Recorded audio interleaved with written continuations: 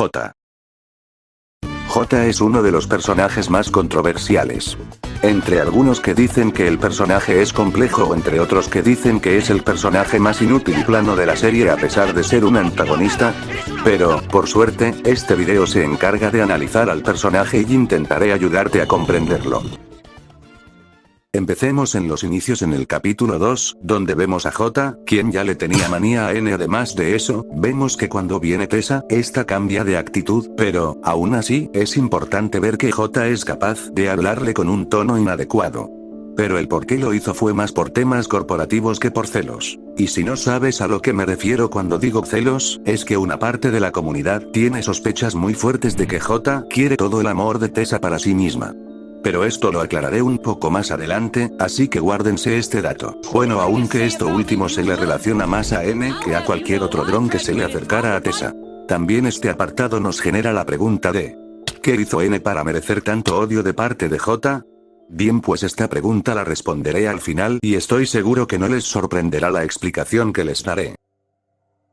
Continuamos con el capítulo 5 en donde vemos a N leyendo algo sobre los Golden Retriever, pero entre esas páginas hay un dibujo de él, V y J. Ahora tal vez te preguntes, ¿qué tiene que ver esto con J aparte del hecho de que ella está en el dibujo? Bueno, pues te diré que este pequeño detalle cambia cómo podríamos ver a J, pues si lo vemos con el doblaje, N dice que J los dibujó como bichos más ella misma, pero en el idioma original vemos que N dice que están ellos dos más J que se dibujó a sí misma. Ahora, ¿qué diferencia hay? Bueno, pues como ya lo habrás deducido, en el doblaje se interpreta que J los ve como algo inferior, pero en el original se interpreta que J se agregó en el dibujo sin más. Y bueno, obviamente nos quedaremos con el audio original y créanme que esto afectará en cómo lo veremos más adelante e incluso esto le da más sentido al final en el capítulo 8. Ah, y como punto extra, esta es la única vez que molesta a N de esta manera tan especial.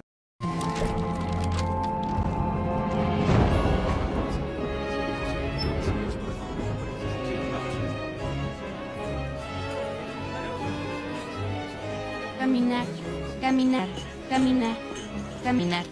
¿Al estilo de una quinta occidental? ¡Qué bestia los programó! ¿Lo vieron? ¿No? Miren cómo matan a este random enfrente de todos y nadie se inmuta, bueno nadie excepto N y el otro que ayudaba a cargar la mesa. Esto nos dice el buen ambiente laboral que hay en la mansión, como para que esta ni se inmute. Pero bueno, avanzando con la trama, vemos que J le ayuda a Tessa a practicar a socializar como humanos, pero en medio de la práctica vemos que esta daña indirectamente a Tessa al momento de hacer un choque de copas, dándonos esta expresión, la cual no es la única en su tipo, pero nos demuestra que es capaz de preocuparse por Tessa sin tener en mente los temas corporativos. Pero en eso llegan N y la administradora, y obvio lo primero que ve Tessa es a N, pero aquí lo importante es la reacción que tiene J.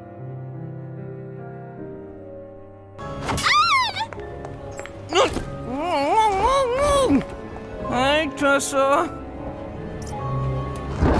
¿Lo viste? Sí, no estás viendo mal. J ni se inmuta por la presencia de N o por el amor que Tessa le demuestra a N, hasta que Tessa ve a un lado y mira a la administradora, y aquí vemos que J se molesta, pero se le ve que es más por el hecho de que esta está fuera del sótano que por el hecho de estar aquí. Pero en eso llega a la mamá de Tessa, y vemos que J se asusta, esto se debe a que la mamá de Tessa no le gustan los drones que reparó su hija, dando la impresión que son más propensos a ser desechados que el dron promedio que trabaja en la mansión. Aquí, por fin, se nos da toda la información para complementar la escena del capítulo 2, pues como se dijo anteriormente esta sabe mejor que nadie que no son los más queridos en la mansión. Además, algo que no les mostré es que al inicio del capítulo, vemos como el papá de Tessa dice algo sobre pausar las expediciones de Tessa al basurero de drones, así que, sí, J no es celosa, sino que actúa según lo que la corporación dicte. Además, si somos más observadores podemos ver por un momento que J ni siquiera estaba enojada, sino que basándonos en el contexto de la situación se puede interpretar que es más una mirada de frustración. Pero bueno, una vez aclarado esto, avanzamos después de que este idiota fue echado al vertedero por defender a la administradora. Pues en un cambio de toma, vemos a estas tres encadenadas en la habitación de Tessa, pasando tiempo de calidad. Y bueno, en esta parte se da un buen ejemplo de lo que acabo de explicar, pues se ve como J se le ve triste tanto por el castigo como por Tessa. Además, pese a las exigencias de Tessa de que le ayude, esta se niega por órdenes de la compañía, pero solo se niega a ayudar, más no la detiene, tal cual pasó con las expediciones hacia el vertedero. Pero aquí también hay algo que dije muy por encima, y es que cuando J trata con Tessa, esta cambia de actitud, y esto conlleva a ser más permisiva con ella, ignorando casi por completo las órdenes o reglas que la compañía pone, lo cual le costará muy caro ese error. Más adelante, después de la revelación de la administradora, estas se liberan y se dirigen a la gala, equipándose en el camino. Pero en eso se encuentran a N, el cual les pide la llave del sótano que esta ave del futuro requiere, lo cual ignoran por completo porque, bueno, es N, así que mejor proceden a explicarle la situación que tienen con la administradora, pero en eso llega V y empieza a atacarlos. Pero en eso vemos que J y Tessa deciden quedarse a combatir a V, mientras N y el ave van al sótano, y obvio, como son nuestros protagonistas en este video, terminan ganando, dirigiéndose a la gala, haciendo una entrada épica. Pero bueno, aquí es donde se les acaba la suerte, pues la administradora toma el control de la situación, literalmente terminando matándolas a ambas. Oh bueno, eso diría si esta cosa fuera canon, pues incluso la administradora dice que ella no debería estar aquí en la gala. Entonces, ¿qué parte fue real? Pues todo dejó de ser canon cuando este idiota fue expulsado de la mansión. ¿Y cómo lo sabes? Bueno, esto se sabe gracias al último capítulo de la serie, pues en esta parte se ve como N murió a manos de la administradora y no por los cuerpos. Y entonces, ¿de nada sirvió esto? Pues claro que sí, pues incluso cuando la historia no fue real, la personalidad de J siguió siendo la misma. ¿Estoy soñando o por fin te las arreglaste para hacer algo útil?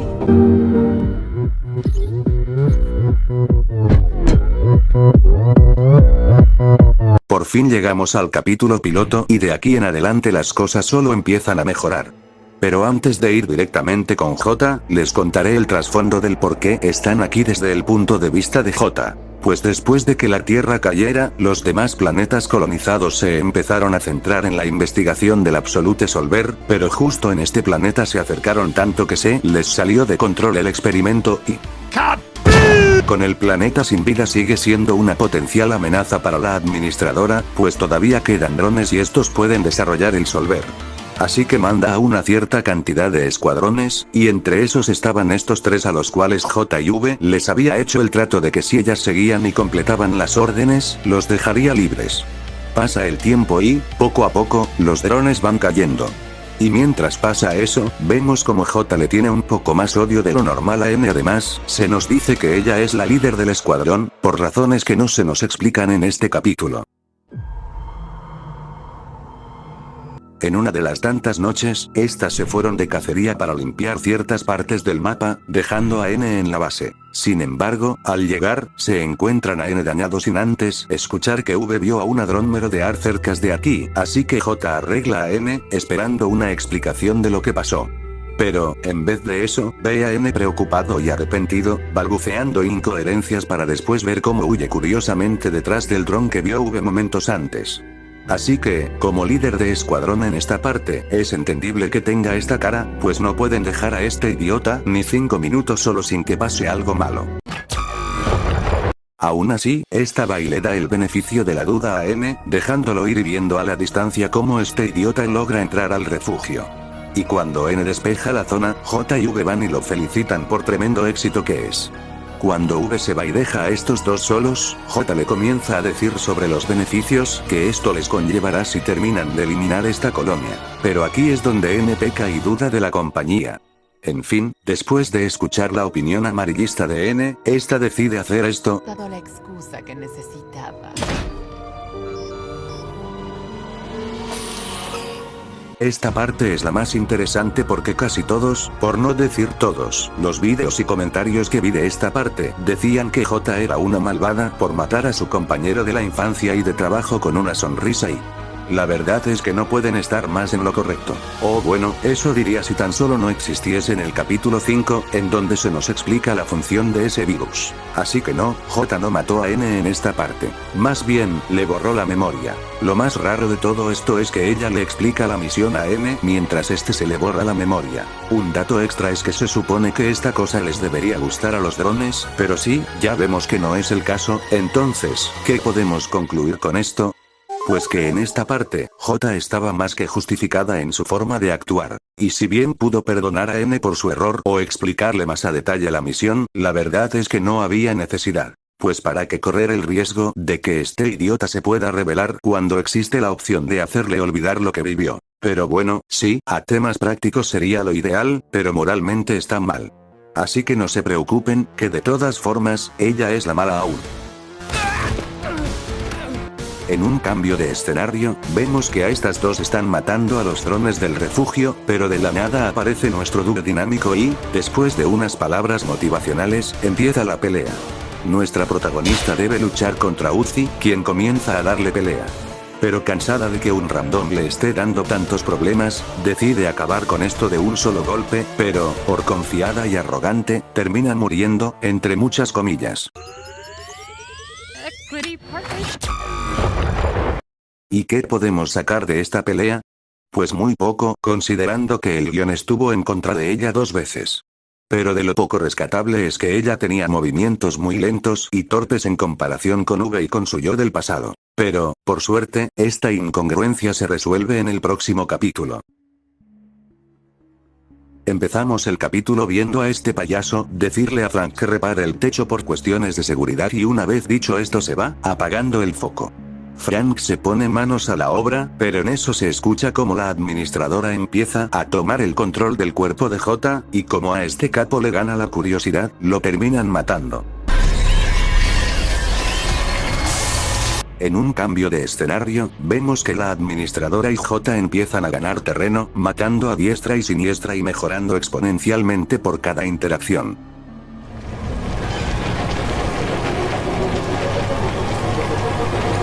Un dato curioso es que aquí no está hablando sola, sino con J mediante hologramas. Pero bueno, estas llegan a un salón al cual intentan entrar engañando a Lizzie, pero es detenida por Doll, trabando la puerta. Sin embargo, nuestro dúo nada dinámico no se desespera, así que mejor deciden irse, ya que algo más importante requiere su atención.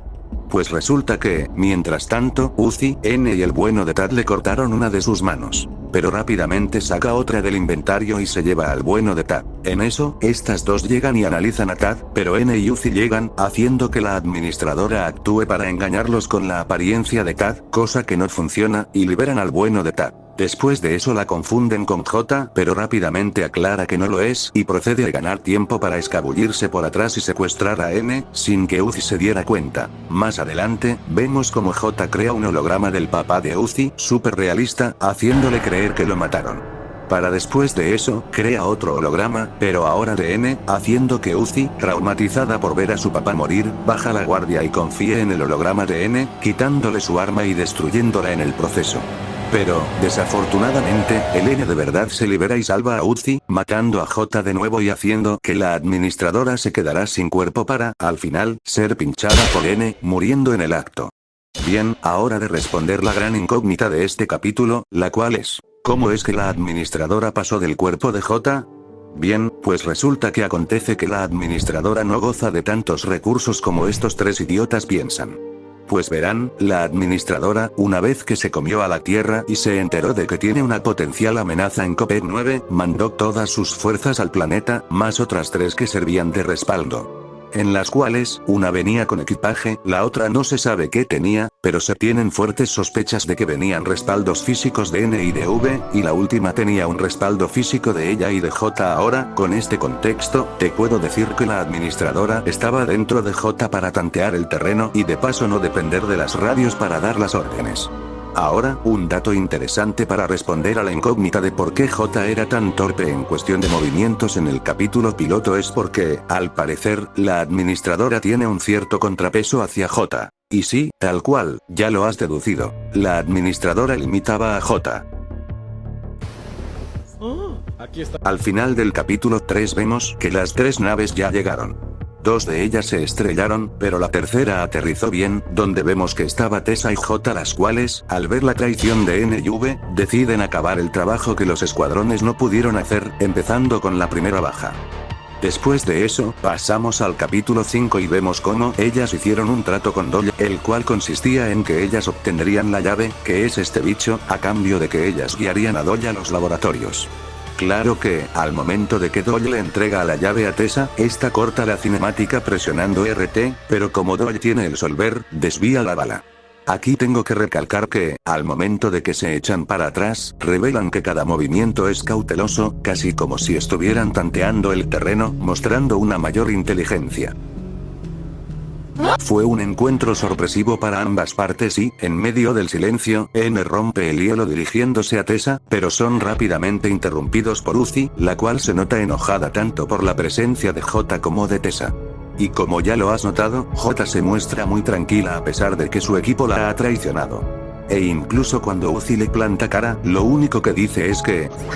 Los drones efectivos tienen más globo. Y si te preguntas en qué aspecto ella ha sido útil, bueno, la utilidad de J fue el simple hecho de ser la intermediaria entre la administradora y los demás, pues gracias a ella se concretaron todos los preparativos para la administradora. Pero bueno, siguiendo con el capítulo, vemos que de la nada, Doyle se roba la llave, así que empieza una persecución, pero al final se termina escapando. Y, viendo que los otros 3 idiotas los siguen, proceden a contarles el plan, y una vez hecho, Tessa se deshace de J, cosa que ella nota. Algo confundida, ella acata la orden y se va hacia la nave, esperando nuevas órdenes.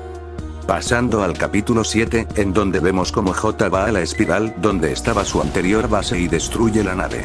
Pues, si recuerdas, N había mencionado que los drones trabajadores pueden reparar las naves y escapar del planeta, cosa que es un problema si la idea es aniquilar a todos los drones, ya que no se pueden permitir fugas por el riesgo de infección. Una vez hecho eso, recibe la orden de extracción, pues Tessa, N y V ya encontraron la cura. Así que ella va y, cuando llega, le avisa a Tessa. Aquí me gustaría corregir un dato, pues apenas me doy cuenta de que la razón por la que J habla sola aquí es porque se comunica por un walkie-talkie. Pero bueno, siguiendo, vemos que esta es embestida por un camión, haciendo que se le caigan las llaves, lo que le enoja. Pero incluso con el enojo, vemos que ella no actúa compulsivamente y dispara, pues de hecho vemos como ella pregunta quién es. Observamos, entre polvo levantado, las luces del arma de Uzi, cosa que detecta y revela que le dejó secuelas, pasando por 3 fases. De enojo a sorpresa y de sorpresa a angustia. Con esto se puede concluir que J sintió en todo momento el dolor del arma. Quiero decir, sí, murió instantáneamente 2 veces por la misma arma, pero como estoy seguro de que tú, tanto como... No, se sabe lo que es morir 2 veces el mismo día, por razones obvias. A lo que quiero llegar con esto es que J, entre muchas comillas murió, pues el primer disparo de Uzi le desintegró tanto la mitad de su cuerpo como al cangrejo que resguardaba el núcleo de J, dejándola expuesta. Ahora, en la serie se nos deja bien en claro que son 3 cosas muy distintas: el hecho de que desintegren o corten la cabeza al hecho de dejar expuesto el cangrejo que resguarda el núcleo del individuo, al otro hecho de que el cangrejo que resguarda el núcleo sea destruido. Déjenme me explico mejor. Verán, en el capítulo piloto, el disparo que le hace Uzi a N no le hizo casi nada de daño, ya que este, al estar inconsciente, no sintió gran parte del dolor hasta el final, cuando se regeneró, en el cual solo sintió los residuos del dolor, representados como dolor de cabeza. En el segundo caso, en donde el cangrejo queda expuesto, es diferente, ya que el problema no es que el cangrejo quede expuesto como vemos con la mamá de Uzi, sino que el problema viene cuando el cangrejo intenta retomar su caparazón como vemos con N y Uzi. Ya que en este caso, como el torso del dron sí o sí tiene que estar abierto para que el cangrejo quede expuesto, la regeneración que estos por defecto tienen será peor, ya que estos no están inconscientes, sino conscientes, sintiendo todo el dolor de la herida. Ahora explicado los 2 casos anteriores y los niveles de dolor que estos pueden sentir, vayamos al último caso, en el cual es cuando el núcleo queda expuesto, cosa que es un proceso doloroso de pasar de cangrejo a núcleo. Ahora, siendo un núcleo en sí, no sientes dolor, pero si de alguna forma logra entrar o ser parte de un huésped ya tomado, el dolor será igual o peor que perder el cangrejo que guarda el núcleo, ya que, válgame la redundancia, ya no hay cangrejo que resguarde el núcleo en caso del que el huésped sea destruido. Por lo tanto, Perder el huésped es lo mismo que perder el cangrejo, ya que en este caso ambos cumplen la misma función. Bien, una vez explicado el dolor que esta sintió y que entramos en contexto de lo que tuvo que pasar hasta llegar a este punto, podemos seguir con el capítulo absoluto. Casi después de los sucesos del capítulo 7, N se roba la nave, dejándole una nota para después ver cómo el planeta se destruía. Aquí se la ve enojada, pero no por la nave, sino porque fue engañada. Aquí cae en cuenta de que fue timada por la administradora y, sin más opciones, decide seguir acabando con lo que cree que son sus enemigos. Pero es detenida por V, junto con su mascota, comenzando una pelea entre ambas. En medio del combate, estas conversan. V acusa a J de ser una traidora, pero ella intenta corregirla y es interrumpida por uno de los golpes de V, para después recordarle el trato que habían hecho con la administradora. Pero J, harta de esto, le dice a V que eso obviamente era una mentira. Ese trato nunca se iba a cumplir, y el hecho de que ella la siga, incluso ahora que sabe la verdad, es porque a ella también fue engañada. Pero a esto no se refiere a un trato, sino a la posibilidad u oportunidad de poder ser libres del control de ella, esto siendo aclarado momentos después. Después de esto, le da la opción de unirse al bando ganador. Claro que lo dice desde la ignorancia, pues ella no sabe que Uzi es esa oportunidad de la que tanto A estaba hablando, suponiendo que ellos dos, es decir, N y V, siguen en control de la administradora, cosa que no es así. Pero V rechaza la oferta, cosa que sorprende a J pues la respuesta es muy irracional. En un cambio de toma, vemos como J dice que la oferta se cancela, lo cual podríamos suponer que V intenta llegar a un acuerdo con J, un acuerdo que parece contradictorio con lo que V hizo en la Tierra. Antes de cortar la toma, J dice que nunca los necesitó, y aquí vi que una que otra persona de la comunidad lo interpretó como que ella nunca necesitó a N y a V en el transcurso de las misiones, pintándola como una hipócrita y una inconsistencia en el guión. A lo largo del capítulo piloto, que es donde vemos que trabajan juntos, es muy notorio que ella depende de sus compañeros. Pero no es así, porque, válgame la redundancia, sería muy contradictorio. Entonces, ¿a qué se refiere si no es eso? Pues bueno, como ya lo habrás deducido, la otra opción que queda es que ella se refiere contextualmente a su amistad con ellos dos, y sí, tal cual estás pensando, esto lleva casi a lo mismo, pues claramente ella sí los necesita emocionalmente.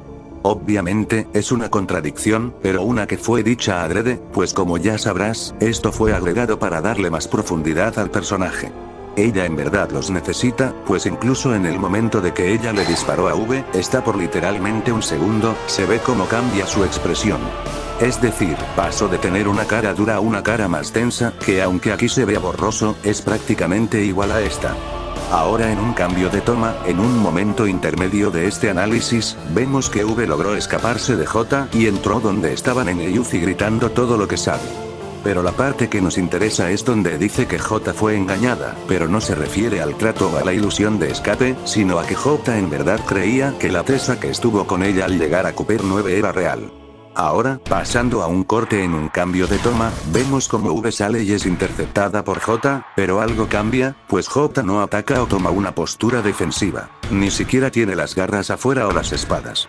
Además, se le ve algo confundida con la ceja levantada, como si ella viera que algo no está cuadrando, hasta que llega la administradora, que se pone al lado de J, la cual instintivamente mueve los ojos para verla y rápidamente desvía completamente la mirada, manteniéndose así hasta el primer ataque de la administradora, el cual se ve interrumpido por Uzi, cortándole una de sus garras.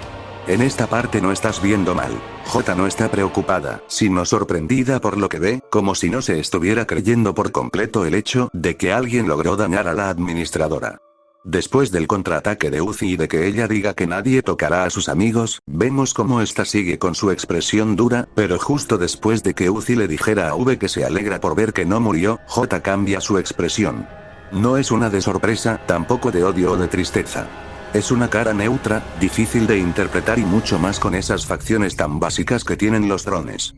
Pero si me preguntas, apostaría todo a que en el momento en que ella pone esa mirada, se da cuenta de algo, como una revelación. Pero, bueno, rápidamente cambia a su cara dura habitual al momento de escuchar a la administradora. Ahora, antes de continuar, al momento en que la administradora intenta controlar a Uzi y esta haya puesto resistencia, algunos de la comunidad lo utilizaron para atacar a J, pues, para este punto, Uzi ya le había mostrado a J la capacidad suficiente para derrotar a la administradora, y los mismos se preguntaron por qué J no cambió de bando en ese instante, tomándola como una antagonista forzada de la historia. Pero bueno, como ya sabrás, el por qué ella no cambia de bando es que la misma pregunta ignora el hecho de que J sigue en control de la administradora, a diferencia de N y V y sí, ya sé, si no eres muy avispado, tal vez no entiendas qué tienen que ver ellos dos. Pues verás, en el capítulo 5, Uzi liberó a N y a V del control de la administradora, a través de sus memorias, que la misma administradora intentaba borrar, liberándolos a través de un punto de control designado estilo Matrix, el cual fue el sótano, proceso en el cual J no participó y que, por lo tanto, no fue liberada. Así que por eso ella no cambió de bando. Una vez aclarado eso, continuando con la pelea, en el momento en que Uzi apunta con su arma, J se pone tensa, pero incluso cuando la administradora se mueve, ella no hace nada. De hecho, se queda quieta. A partir de aquí, vemos que se comporta de manera diferente en esta pelea, a diferencia de la pelea que tuvo con V, pues después de esto se mueve más lento para atacar y esquivar, haciendo excepciones y esquivando solo los ataques críticos, como lo es el arma de Uzi. De hecho, en esta parte es mucho más obvio, pues cuando Uzi patea a la administradora, ella mira a J con confusión, como si no supiera lo que intenta hacer. Ya en un cambio de toma, cuando la administradora le lanza la espada a lo que se supone sería Uzi, se sorprende al ver a J en su lugar, e incluso en ese instante, Uzi sigue confundida, pues J, en vez de atacar a Uzi, simplemente se queda de pie, sosteniendo firmemente el arma de Uzi con una cara de miedo, esperando el impacto. Y cuando es decapitada, en esta parte, aunque fue una toma rápida, se ve que sigue teniendo la sonrisa, pero lo que cambia es su expresión. Claramente, lo que quiere es ser incapacitada para no participar en la pelea, cosa que momentos después logra siendo lanzada a un precipicio. Tras la derrota de la administradora, esta es libre por fin, lo que hace después es tomar el casco de Tessa y luego reparar una de las naves que hay, acabando por fin el capítulo. La razón por la que J odiaba a N no era porque ella tuviera cierto resentimiento por el hecho de que Tessa quería mucho a N ni tampoco era por el simple hecho de que no le caía bien. La razón que se le puede atribuir es que J odiaba a N por cómo es, tanto en la mansión como en Cooper 9. Y quiero aclarar que son dos odios distintos, es decir, el N de la mansión era odiado por otra razón diferente a la del N de Cooper 9. Déjenme que me explique. Verán, en la mansión N excluía a J, al igual que V excluía de igual forma, y hay muchos indicios que apoyan este supuesto, como lo es el dibujo que hizo N de él y de V, o que siempre pasaban más tiempo N y V juntos que los tres a la vez, o estar con J a solas. Y si sumamos el hecho de que en la mansión ellos tres no eran muy queridos, como seguramente ya sabrás por experiencia, ser excluido del grupo al que perteneces genera cierto resentimiento. Ahora, en el caso de Cooper 9, como ya sabrás gracias a tu perspicacia y por el breve resumen que te di, sabemos que J reprime sus emociones, y esto lo sabemos porque en muchas ocasiones ha mostrado cierta tristeza, miedo y confusión en los capítulos en los que aparece. Pero en ningún momento se desahoga, grita o siquiera llora, siempre utilizando una máscara. Y el hecho de que este idiota no se tome nada en serio, y que él siga siendo el mismo incluso después de los sucesos de la mansión, genera cierto odio ante tremenda injusticia e indiferencia de parte de N. Lo que no se sabe es, ¿por qué un dron como J, que siempre busca la eficiencia, nunca diseñó un método de antiestrés para no sugestionar demasiado por la administración?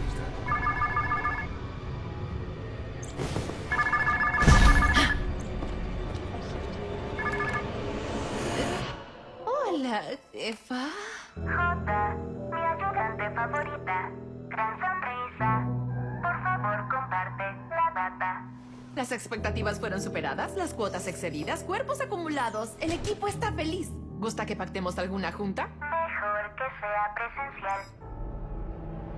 Ya tiene rato, J, y tengo ganas de ver tu sonrisa profesional.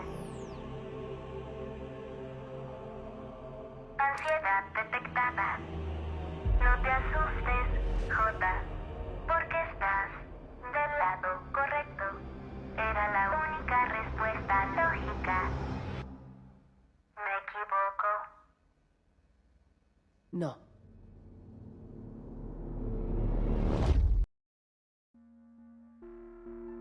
Les falló a todos, le falló a Tessa, le falló a su escuadrón y se falló a sí misma, pues por no seguir las órdenes que le daba la compañía de parar las expediciones de Tessa al vertedero, cegada por el amor que le tenía a ella, ocasionó que murieran todos. En Copper 9, claramente no supo cómo manejar la situación y, por querer seguir las órdenes de la administradora, casi mata a todos nuevamente, pues al estar tan cerca de esa libertad que se le había prometido, hizo todo lo posible para cumplirlo, siendo cegada por el miedo. Y bueno, eso sería todo. Nos vemos en un próximo análisis.